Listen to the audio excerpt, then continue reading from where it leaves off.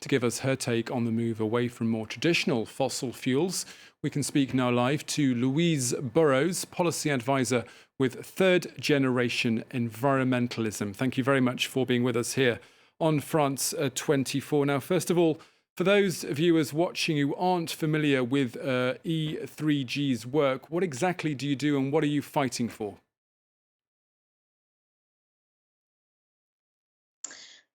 Thank you very much for having me on this evening. So E3G is a environmental think tank. We are the fifth world leading environmental think tank, and we essentially are striving to overcome, climate change. We work with leading diplomats around the world, looking at what are the real economy changes that we can be kind of pushing forward and implementing in terms of overcoming climate change. So we work a lot around sustainable development, both within sort of tackling the global south and global north issues in terms of how we can overcome climate change. And my role specifically is looking at coal phase out. So we work a lot with progressive coal governments to find out ways in which they can work with other governments across the world, including those that are pro coal, and help them to kind of initiate kind of coal phase out policies and wider policies that will help overcome climate change.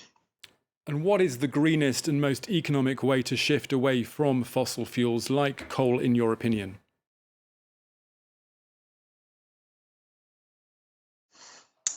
Well, to simply put it, it's shifting to renewables. It's going from coal to clean and skipping gas. Guterres, for example, you were talking about the UN Climate Summit just previously, has been very clear on this issue. And he's pivoted from the abstract to the specific on this, stating that we, need to no longer construct global coal by 2020. He put a clear date on that.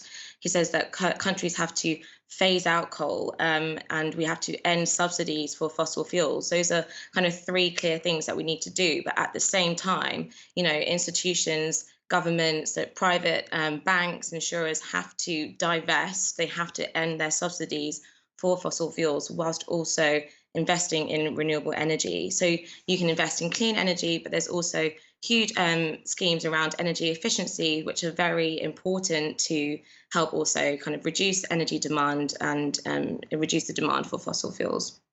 What about those industries and those workers that that are committed and that are working strongly around fossil fuels like coal mines, etc.?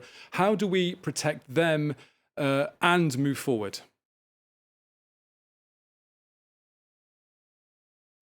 Absolutely. No, you're right. There is a huge inertia, and this has to be done in a way that involves and gives voice to those, on the social side of this transition, to make sure that it is just. This is what we call the just transition, which E3G does a lot of work on. So I think there's just the market drivers, the economics, doing the analysis and pointing out to the big industry that, for example, coal is no longer profitable. So at the moment, analysis shows that in 2018, 42% of the global operating coal fleet was unprofitable.